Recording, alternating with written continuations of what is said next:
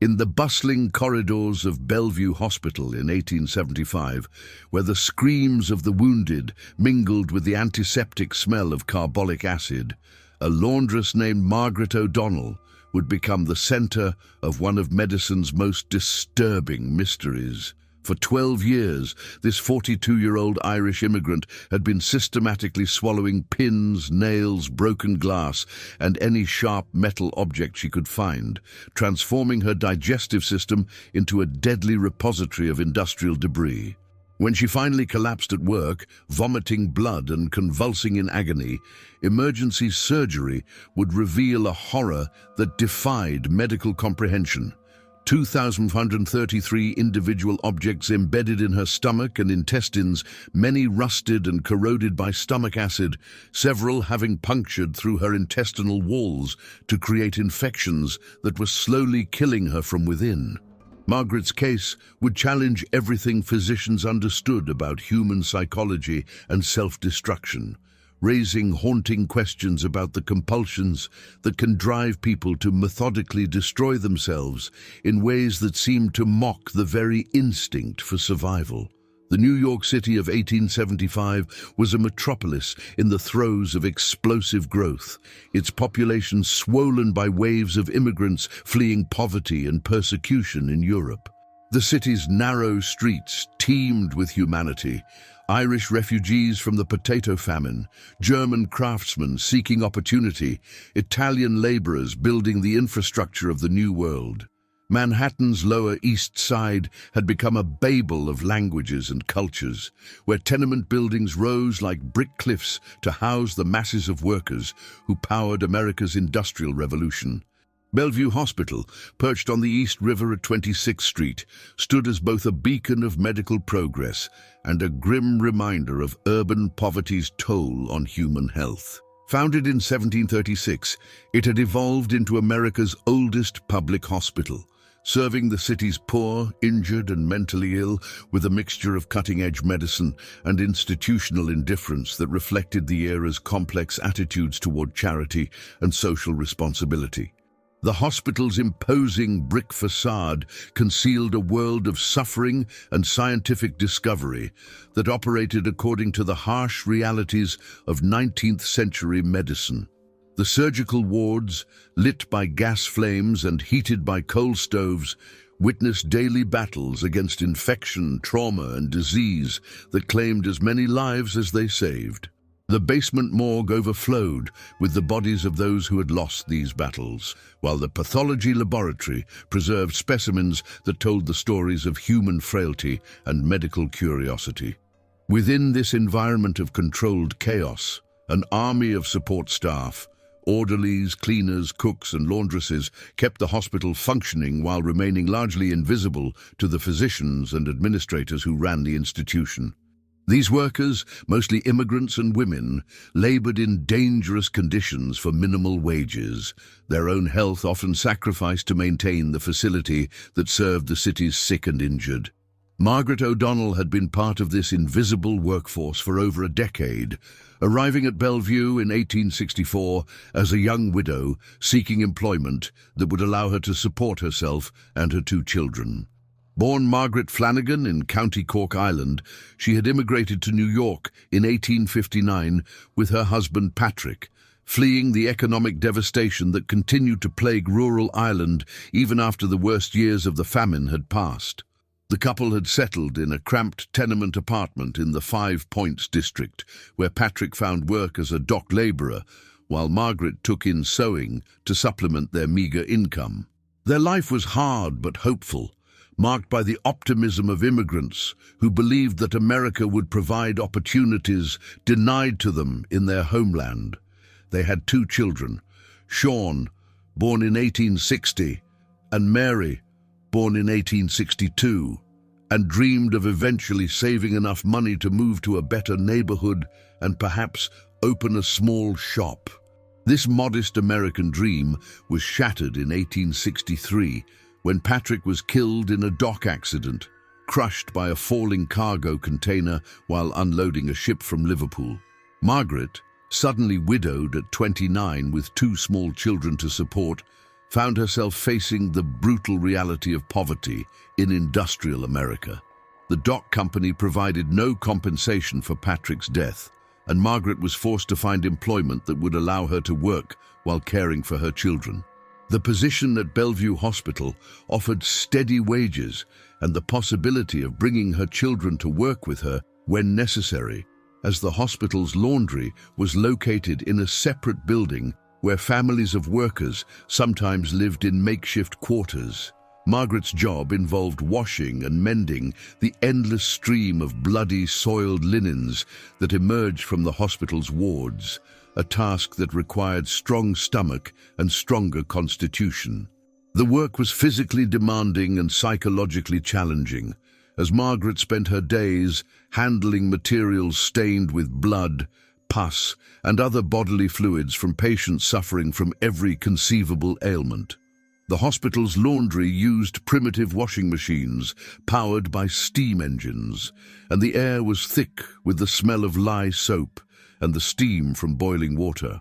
Workers frequently suffered burns from the scalding water and caustic chemicals, while the constant dampness and poor ventilation created conditions that bred respiratory ailments. It was in this environment of stress, poverty, and constant exposure to human suffering that Margaret's strange compulsion first manifested. The incident that would begin her 12-year descent into self-destruction occurred on a particularly difficult day in March 1863, when she was mending a doctor's coat that had been torn during surgery. As she worked with needle and thread, repairing the garment by lamplight, after her regular shift had ended, Margaret found herself overwhelmed by anxiety about her family's financial situation and her ability to provide for her children. In a moment of distraction and despair, Margaret accidentally dropped the needle she was using, and in her haste to retrieve it before it was lost in the dim laundry room, she inadvertently placed it in her mouth. The sharp point pricked her tongue, and in a reflexive swallow meant to clear the blood from her mouth, she swallowed the needle entirely. The immediate aftermath of this accident was unremarkable. Margaret felt the needle go down her throat and experienced a brief moment of panic about what she had done. However, instead of the fear and discomfort she expected, she found herself experiencing an unexpected sense of calm and relief that seemed completely disconnected from the dangerous object she had just ingested. This sensation was so unexpected and so powerful that it lodged itself in Margaret's memory as clearly as the needle had lodged in her digestive system. Over the following days, as she waited for some sign of internal injury or illness that never came, Margaret found herself thinking repeatedly about the moment of swallowing and the strange peace it had brought her. The psychological mechanism that drove Margaret to repeat this dangerous behavior was complex and rooted in the trauma and stress that had dominated her life since Patrick's death. The act of swallowing sharp objects seemed to provide a form of relief from the constant anxiety that plagued her, offering a momentary escape from the overwhelming responsibilities and fears that consumed her daily existence. Initially, Margaret's repetition of the behavior was sporadic and opportunistic. She would find herself picking up pins or small nails that had fallen on the laundry room floor, and in moments of particular stress or sadness, would impulsively swallow them. Each incident brought the same inexplicable sense of relief, reinforcing the compulsion and making it more likely that she would repeat the behavior in the future. As months passed, Margaret's swallowing of foreign objects became more systematic and deliberate. She began to actively seek out suitable items, pins from the sewing supplies, small nails from repair work around the hospital, buttons that had fallen from patients' clothing. She developed preferences for certain types of objects, favoring sharp metal items that provided the most intense sensation as they went down her throat. The progression of Margaret's condition followed a pattern that would later be recognized by psychiatrists as characteristic of impulse control disorders. What had begun as an accidental incident evolved into an occasional behavior, then into a regular habit, and finally into a compulsion that dominated her thoughts and actions. She found herself planning opportunities to obtain and swallow objects, hiding her behavior from family and co-workers while experiencing increasing anxiety when she was unable to engage in the activity. Margaret's ability to conceal her condition was aided by the fact that many of the objects she swallowed were small enough to pass through her digestive system without causing immediate, obvious symptoms. Pins and small nails would often travel through her intestines and be eliminated naturally, though not without causing internal damage that accumulated over time. However, as Margaret's compulsion intensified, she began swallowing larger and more dangerous objects. Broken pieces of glass from medicine bottles, screws from hospital equipment, and coins found on the hospital floors all became part of her bizarre diet. These larger objects were more likely to become lodged in her digestive system, creating blockages and injuries that cause chronic pain and other symptoms. The physical consequences of Margaret's behavior began to manifest within the first year of her compulsion. She developed chronic abdominal pain that she attributed to the stress of her work and living situation. She experienced frequent episodes of nausea and vomiting, sometimes bringing up blood that she explained away as the result of a persistent cough or throat irritation. More seriously, Margaret began to suffer from recurrent infections as the foreign objects in her digestive system created wounds that became breeding grounds for bacteria. These infections caused fever, weakness, and other symptoms that she concealed from her supervisors at the hospital, fearing that illness would cost her the job she desperately needed to support her children. Margaret's ability to hide her condition was remarkable, considering the severity of the internal damage she was inflicting on herself. She developed strategies for managing her symptoms, timing her episodes of vomiting to occur when she was alone, and explaining her frequent absences from work as the result of caring for her sick children. The psychological aspects of Margaret's condition were as complex as the physical ones. The act of swallowing dangerous objects seemed to serve multiple functions in her mental economy. It provided relief from anxiety, offered a sense of control in a life that often felt chaotic and unpredictable, and perhaps most importantly, created a secret world that belonged entirely to her.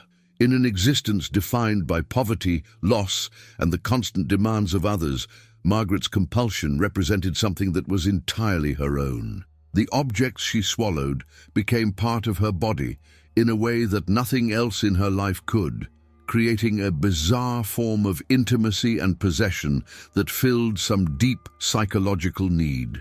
As the years passed, Margaret's collection of swallowed objects grew steadily. By 1870, 7 years after the initial incident, she estimated that she had swallowed several hundred items of various sizes and descriptions.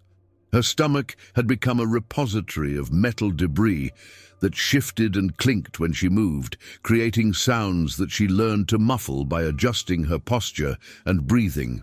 The chronic presence of foreign objects in her digestive system had begun to cause more serious health problems. Margaret developed what would now be recognized as chronic gastritis and peptic ulcers, as the sharp edges of metal objects scraped against the lining of her stomach and the acid environment corroded the foreign materials, creating toxic compounds that poisoned her system. She also began to experience episodes of partial intestinal obstruction as larger objects became lodged in the narrow passages of her small intestine. These episodes caused excruciating pain and required Margaret to modify her diet and behavior to manage the symptoms, though she never sought medical attention for fear of discovery.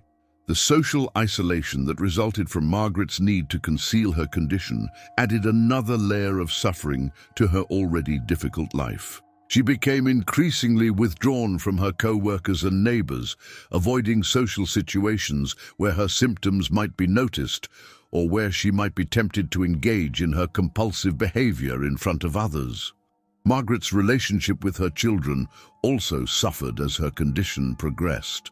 Sean and Mary, now teenagers, noticed their mother's declining health and strange behaviors, but were unable to understand or help her.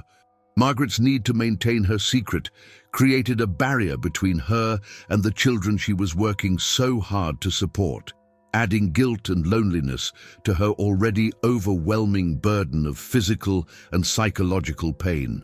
By 1873, 10 years after her compulsion had begun, Margaret's condition had deteriorated to the point where she was experiencing daily symptoms that interfered with her ability to work effectively. She had lost significant weight, her skin had taken on a grayish pallor, and she frequently experienced episodes of severe abdominal pain that left her doubled over and gasping for breath. The objects in her digestive system had begun to cause more serious complications as well. Several large pieces of glass had become embedded in the wall of her stomach, creating chronic bleeding that left her anemic and weak. A collection of nails and screws had formed a mass in her small intestine that partially blocked the passage of food, causing malnutrition despite her attempts to maintain adequate nutrition. Most dangerously, some of the sharp objects had begun to perforate the walls of her intestines, creating small holes that allowed digestive contents to leak into her abdominal cavity. This condition, known as peritonitis, was causing life-threatening infections that Margaret's weakened immune system was struggling to fight. Despite these escalating health problems, Margaret continued to add to her collection of swallowed objects. The compulsion had become so powerful that she was unable to resist it, even when she was clearly suffering from the consequences of her previous ingestions. She had developed a tolerance for the relief that swallowing provided, requiring larger and more dangerous objects to achieve the same psychological effect. The crisis that would finally expose Margaret's condition came on a cold February morning in 1875, during what should have been a routine day in the hospital laundry. Margaret had arrived at work feeling particularly unwell, with severe abdominal pain and nausea that she attributed to a stomach ailment she had been fighting for several days. As she worked at her station, sorting and washing the blood-stained linens from the surgical wards, Margaret felt a sudden excruciating pain in her abdomen that was unlike anything she had experienced before. The pain was so severe that it caused her to double over and cry out, drawing the attention of her co-workers, who rushed to her aid. Before anyone could reach her, Margaret began to vomit violently, bringing up large quantities of blood mixed with partially digested food and what appeared to be small pieces of metal. The sight was so shocking that several of her co-workers screamed and fled, while others stood frozen in horror at the evidence of the terrible secret Margaret had been carrying. Margaret collapsed to the floor, convulsing and continuing to vomit blood as her co-workers called for help from the medical staff upstairs. Dr. William Hammond, a young surgeon who happened to be nearby, responded to the emergency call and found Margaret unconscious and bleeding from her mouth, her pulse weak and rapid, her skin cold and clammy with shock. Dr. Hammond's initial examination revealed a woman in severe distress, with obvious signs of internal bleeding and possible intestinal obstruction. However, it was the presence of metal objects in her vomit that provided the first clue to the true nature of her condition. The physician immediately recognized that Margaret was suffering from the effects of foreign body ingestion, though the extent and duration of her condition would not become clear until surgery was performed. The decision to operate was made quickly, as Margaret's condition was clearly life-threatening and conservative treatment was unlikely to be effective. Dr. Hammond assembled a surgical team and prepared for what he expected to be a complex and dangerous procedure to remove whatever foreign objects Margaret had swallowed. The surgery began in Bellevue's main operating theatre, a gas-lit room where the hospital's most challenging cases were treated. Margaret was placed under anesthesia using chloroform, and Dr. Hammond made a long incision down the center of her abdomen to gain access to her digestive organs. What the surgical team discovered when they opened Margaret's abdomen was beyond anything they had imagined possible. Her stomach was grossly distended and filled with a mass of metal objects that clinked and shifted as the surgeons manipulated the organ. Her small intestine was similarly affected, with collections of foreign bodies creating blockages and distortions that had fundamentally altered the anatomy of her digestive system. The process of removing the objects was painstaking and dangerous, as many of them had sharp edges that threatened to cause additional damage as they were extracted. Dr. Hammond and his assistants worked methodically, making multiple incisions in Margaret's stomach and intestines to access the foreign bodies while trying to minimize further trauma to the already damaged tissues. As the surgery progressed, the true extent of Margaret's condition became apparent. The objects she had swallowed over 12 years had caused massive damage to her digestive system, creating ulcers, perforations, and areas of infection that had spread throughout her abdominal cavity. Many of the metal objects had been partially dissolved by stomach acid, creating sharp, corroded fragments that had lacerated the internal organs. The surgical team carefully counted and catalogued each object as it was removed, creating a grotesque inventory of Margaret's compulsion. Pins, needles, nails, screws, buttons, coins, pieces of broken glass, and fragments of metal that were too corroded to identify were placed in collection jars that would later become part of Bellevue's pathological museum. The final count revealed 2,533 individual objects that had been removed from Margaret's digestive system, ranging in size from tiny pins to large screws and pieces of glass. The total weight of the foreign material was over 3 pounds, representing a significant portion of Margaret's already diminished body weight. Despite the surgical team's efforts to repair the damage and remove all the foreign objects, Margaret's condition was too severe for recovery. The infections that had spread throughout her abdominal cavity had overwhelmed her immune system, and the massive trauma of the surgery itself proved to be more than her weakened body could endure. Margaret O'Donnell died on the operating table at 4:23 p.m. on February 18, 1875, 12 years after swallowing her first pin, in a moment of anxiety and despair. Her death was attributed to peritonitis and septic shock, resulting from the chronic presence of foreign bodies in her digestive system, though the underlying psychological compulsion that had driven her to such self-destruction remained a mystery to the physicians who treated her. The autopsy performed the following day revealed the full extent of the damage that Margaret's compulsion had inflicted on her body.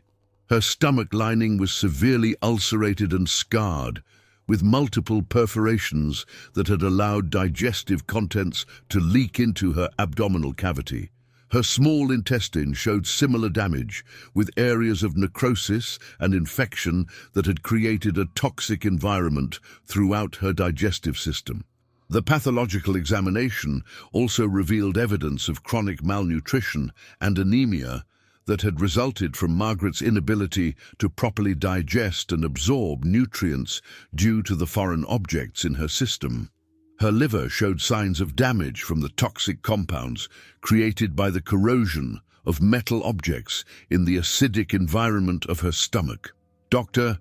Hammond's detailed report of Margaret's case was published in the American Journal of Medical Sciences and became one of the most cited papers in the early literature on foreign body ingestion and psychological compulsions.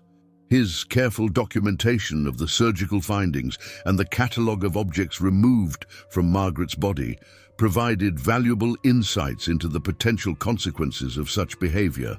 The collection of objects removed from Margaret's body was preserved in glass jars and became part of Bellevue Hospital's Pathological Museum, where it served as a teaching tool for medical students and a sobering reminder of the human capacity for self-destruction. The display included detailed descriptions of each type of object and photographs of the damage they had caused to Margaret's internal organs. Margaret's case also attracted the attention of early psychiatrists and alienists who were beginning to study the psychological factors that could drive people to engage in self-destructive behaviors. Her story was cited in early papers on what would later be recognized as impulse control disorders and obsessive-compulsive behaviors, though the understanding of such conditions remained primitive by modern standards. The social implications of Margaret's case were also significant, as her story highlighted the desperate circumstances that could drive people to extreme behaviors. Her need to conceal her condition for fear of being committed to an asylum reflected the limited understanding and harsh treatment of mental illness in the 19th century, particularly for women who exhibited behaviors that were considered hysterical or inexplicable. Modern medical science now recognizes Margaret's condition as a severe form of pica, a disorder characterized by the persistent eating of non-food substances. The condition can be associated with various psychological and neurological factors, including stress, trauma, obsessive-compulsive disorder, and certain developmental disabilities. Contemporary treatment of such conditions would involve a combination of psychological therapy, medical management of complications, and careful monitoring to prevent further ingestion of foreign objects. The understanding that such behaviors often represent attempts to cope with underlying psychological distress has led to more compassionate and effective approaches to treatment. Margaret's case also illustrates the importance of early intervention in cases of self-destructive behavior. Had her condition been recognized and treated when it first began, the tragic outcome might have been prevented. Her story serves as a reminder of the need for healthcare providers to be alert to signs of unusual behaviors and to approach such cases with empathy rather than judgment. The ethical questions raised by Margaret's case continue to resonate in modern medicine, particularly regarding the treatment of patients with self-destructive behaviors and the balance between respecting patient autonomy and protecting them from harm. Her story highlights the complex interplay between psychological distress, social circumstances, and medical consequences that can drive people to engage in behaviors that seem to defy rational explanation.